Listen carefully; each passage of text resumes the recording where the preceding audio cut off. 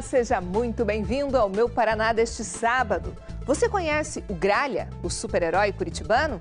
Ele surgiu da criatividade de artistas da cidade que agora ganharam um espaço novo.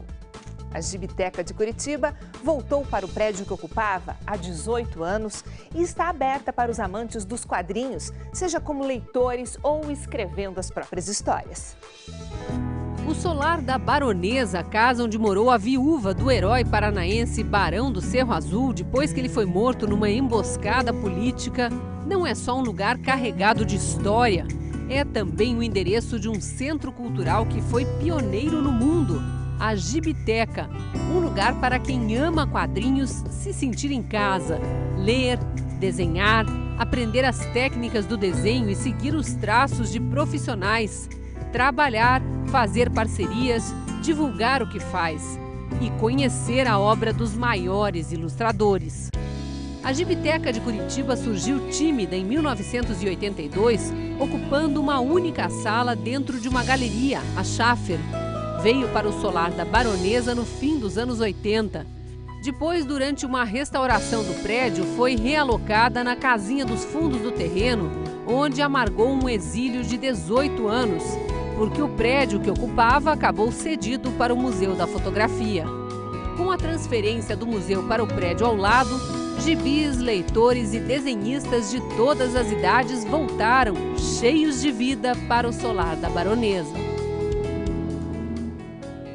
No prédio atual, o leitor apaixonado por histórias em quadrinhos já chega encontrando gibis à disposição para a troca. Basta trazer um exemplar para ter direito a levar para casa qualquer outro que esteja nas prateleiras. E isso é só o começo. A Gibiteca tem muitas atrações.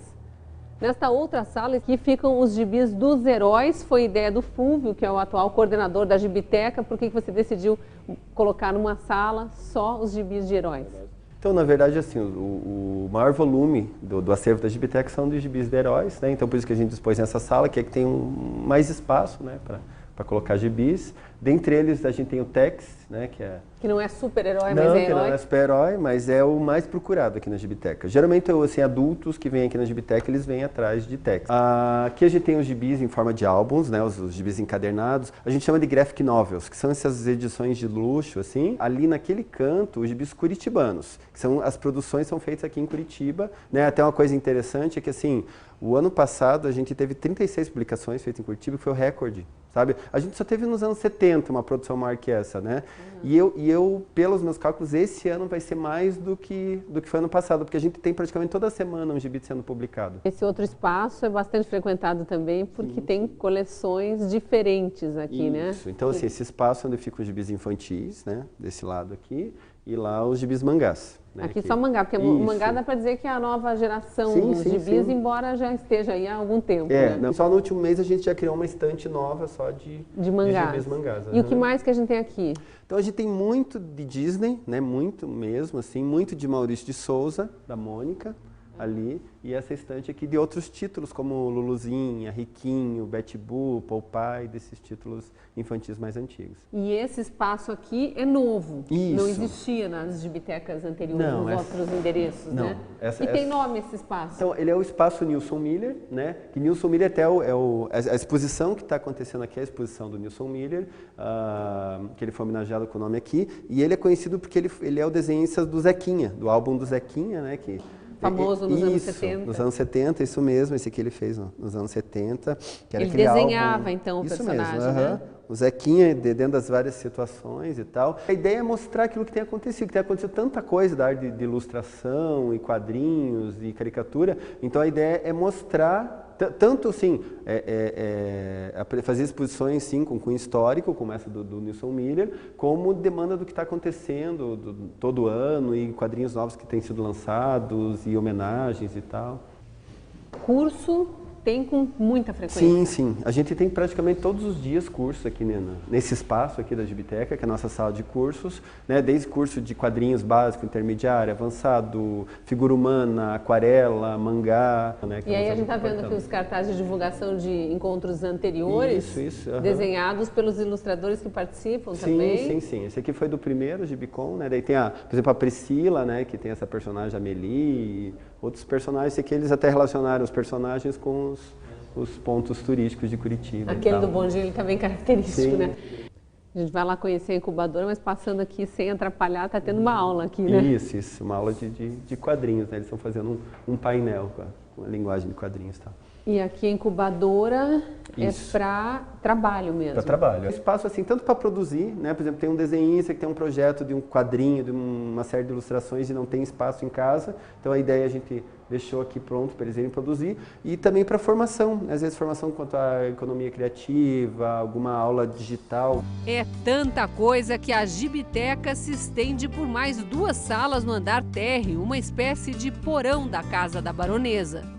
Outro espaço para exposição aqui. Isso, aqui é a nossa segunda sala de exposição, né? Aqui está acontecendo a exposição dos Urban Sketchers, né?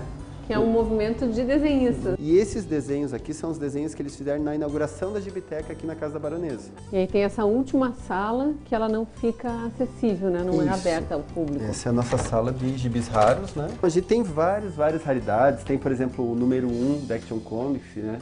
Do Super-Homem, que é um gibi raríssimo, assim, né? A gente tem aqui, ó, aqui do nosso acervo, que é a revista Gibi, que até a gente chama Gibi de Gibi porque era o título dessa revista, que Gibi era o nome desse personagemzinho aqui, né? Uma revista dos anos 20, que foi até os anos 50, mais ou menos. Na verdade, não foi a precursora, né? Antes dos anos 20 tinha uma outra. Tinha uma outra, tinha uma de 1900 chamada Tico Tico. Tem aqui, ó, essa revista Tico Tico. Né? Ela foi também até os anos 50, assim, né?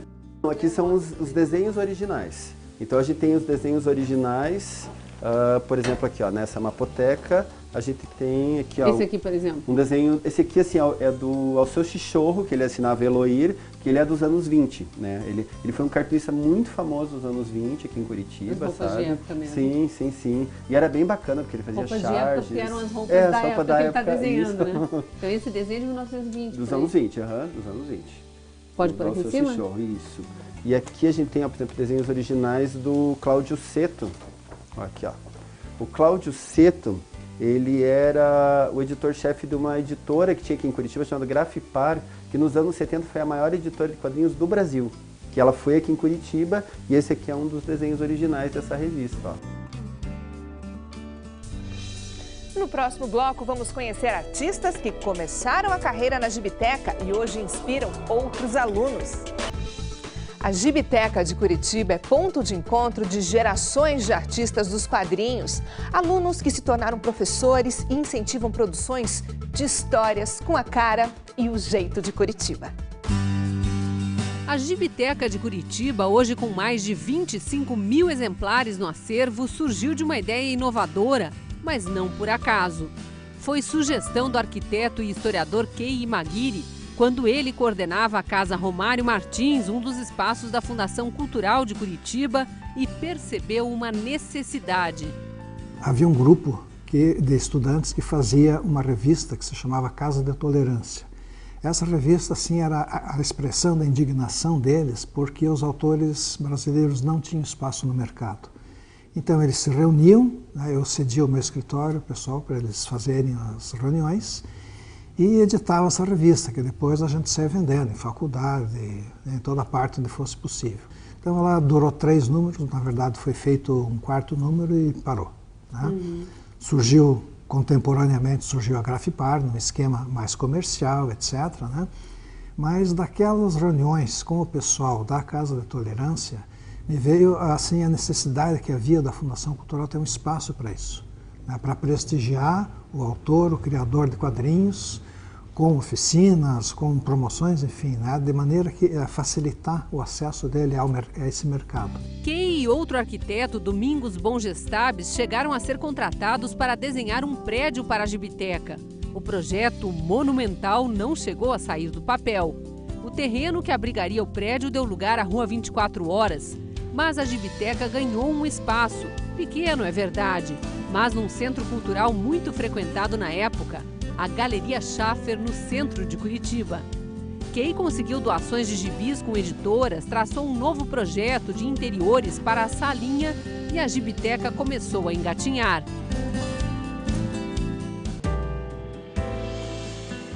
Márcia foi coordenadora do espaço lá e depois nos outros endereços onde a Gibiteca funcionou e consolidou a fase áurea das reuniões de quadrinistas. muitas exposições, muitos cursos, daí muitos professores também de fora, mais famosos, como o Angeli, o Glauco, o IG, o Primágio. Os grandes cartunistas, os grandes ilustradores, todos acabaram vindo em algum momento. Chico Caruso. E aqui os 15 anos. Esse, quando foi feito os 15 anos, daí a gente aproveitou o Taco que fez o desenho, né? Aproveitou o Yellow Kid, que na época estava fazendo 100 anos de Yellow Kid, que foi um dos primeiros personagens, né, de quadrinhos. Daí eu e o Kei Maguire, que foi quem fez que foi o idealizador da Gibiteca. E aí aqui a gente vê personagens que figuram nos gibis famosos, mas a gente tem personagens que surgiram os aqui curitibanos, em Curitiba, né? Tem, aqui nos 15 anos também saiu essa revista. O Gralha Azul é um personagem tipicamente curitibano, né, que foi feito aqui. Então, essa revista foi feita nos 15 anos, né, da Gibiteca, em comemoração. Daí só com curitibanos, né, com desenhistas curitibanos. Então aqui o Gralha, que é o personagem, né, curitibano, e vários outros, né. Então, daí sempre a gente fazia exposições permanentes, daí sempre nas exposições eu convidava músicos, bandas, né, de Curitiba. Então vieram algumas famosas, como o Hellis Pública, tocou aqui, e outras que não eram conhecidas, que às vezes tocavam pela primeira vez aqui. Então daí a gente fazia os shows ou ali no pátio, né, ou aqui mesmo dentro, se eram menos músicos. Então, assim, o público da banda conhecia os quadrinhos e o público dos quadrinhos conhecia a banda. Era uma efervescência. Uma interação. Assim. Aqui normalmente lotava o pátio, aqui era um agito, assim, uma efervescência. A prova de que a Gibiteca era realmente necessária está nas várias gerações de ilustradores formados aqui. Entre eles está o premiado José Aguiar, com inúmeras revistas e livros lançados no Brasil e no exterior. E hoje dono de um selo que vem publicando de 1 a 2 títulos por ano. Eu comecei publicando tiras em jornais, né? Essas tiras migraram também para livro, né? O meu primeiro prêmio internacional foi com o Folhetim, a série que eu publiquei no jornal Gazeta do Povo durante vários anos. Eu ganhei o concurso internacional de quadrinhos do Senac São Paulo. Então isso me rendeu em 2007 a publicação do meu primeiro livro, né? Que foi a primeira história longa da minha personagem Malu, cujas histórias se passam em Curitiba, e teve um livro publicado faz pouco tempo atrás que me valeu a nomeação ao prêmio de melhor roteirista no Troféu HQ Mix, né? É uma história também que se passa em Curitiba. E aí vai se divulgando Curitiba também através dos quadrinhos. Exatamente, né? Porque assim, a Gibiteca é de Curitiba, né? É um conceito inédito no mundo que surgiu em Curitiba. Aqui nós aprendemos a valorizar quem nós somos. Porque nós temos um pouquinho de complexo de vira-lata às vezes, porque a gente acha que tudo que é feito lá fora é melhor do que é feito aqui. E nós crescemos lendo histórias que se passam no exterior, né? Paris, Tóquio, Nova York, né? Então são lugares míticos para nós. E raramente a gente vê uma história que se passa em São Paulo, que se passa no Rio de Janeiro, pior ainda em Curitiba, né? E nós temos muita coisa interessante a contar sobre nós mesmos quando usamos o nosso cenário. Nós não precisamos ser panfletários do tipo, vamos fazer uma história turística que se passa em Curitiba. Eu posso simplesmente fazer uma história que tenha um cenário tipicamente curitibano, que tenha a araucária, casas de madeiras com lambrequim, que tenha um ponto de ônibus aqui, e que tenha a atmosfera da cidade, e que os personagens se comportem como personagens daqui, né? Então, isso faz com que a nossa personalidade local se torne também universal, porque afinal de contas nós estamos contando histórias sobre pessoas que amam, odeiam, que erram, que acertam. Isso aí você pode se identificar com qualquer lugar, qualquer região do mundo. E é lógico, nosso cenário acaba sendo exótico para quem é de fora, né? Então a gente acaba exportando a nossa identidade através dos nossos quadrinhos. A Gibiteca para mim é talvez o meu segundo lar. Eu passei mais da metade da minha vida frequentando a Gibiteca, não importa onde ela estivesse, não importa qual espaço que agregasse o material físico da Gibiteca e as pessoas que fazem parte da sua história. Eu frequento a Gibiteca desde os meus 16 anos. Fui aluno do Cláudio Seto, né, que foi o editor da Grafipar, que na época eu não sabia que ele tinha essa importância toda na história. Ele foi da primeira geração de autores da Gibiteca, né? A Grafipar acabou, surgiu a Gibiteca logo em seguida e ele veio dar aula aqui. José Aguiar e outros alunos desta primeira geração virou professor depois. Ele deu aula, por exemplo, para o Fúvio Pacheco, hoje coordenador da Gibiteca. E o Fúvio, por sua vez, deu aula para o João Ferreira, que hoje é professor do Eduardo, entre outros alunos. Bom, porque além de ter mais espaço, ter mais material, você acaba encontrando outras pessoas que também gostam, então acaba sendo algo mais gostoso, mais aconchegante de trabalhar mesmo e desenvolver o próprio desenho. Pela própria convivência, eu me descobri um pouco mais artista, assim, daí segui essa carreira na própria faculdade, sou formado em artes visuais pela Escola de Belas Artes aqui. Dentro da própria graduação, eu fui convidado a ser professor aqui da Gibiteca, então a Gibiteca está meio que no centro de tudo que eu faço hoje, e eu acho bacana para mim poder, sei lá, em algum momento encontrar alguém que vai ser uma próxima geração depois da minha, assim, sabe? Essa ideia de passar conhecimento me agrada muito.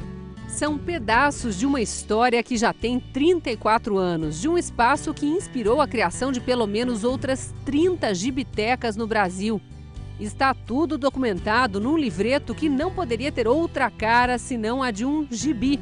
O autor não poderia ser outro, além do apaixonado por quadrinhos que um dia viu o potencial dos desenhistas da cidade e achou que Curitiba merecia um espaço só deles. Na verdade, começa no final do 19, na revista Ilustração Paranaense.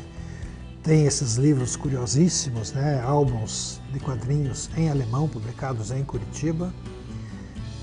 Temos a presença interessantíssima do Alceu Chichorro, né? Que sempre foi considerado o decano do cartoon e do quadrinho em Curitiba. E tudo o que aconteceu naquele período da Casa de Tolerância. Porque a gente passou a lançar na Casa do Mário Martins todas as publicações de cartoon de quadrinhos que eram feitas na cidade. Isso aqui, né, vamos dizer, é tudo que veio parar na minha mão nesse período. Eu digo que a Gibiteca é minha filha, né? Uma filha assim que deu certo. Hoje, né, você entra em lojas ou seções especializadas de gibi, já tem presença de autores curitibanos. Né? Então, vamos dizer, isso é a prova maior de que ela funcionou, né, de que ela cumpriu sua finalidade.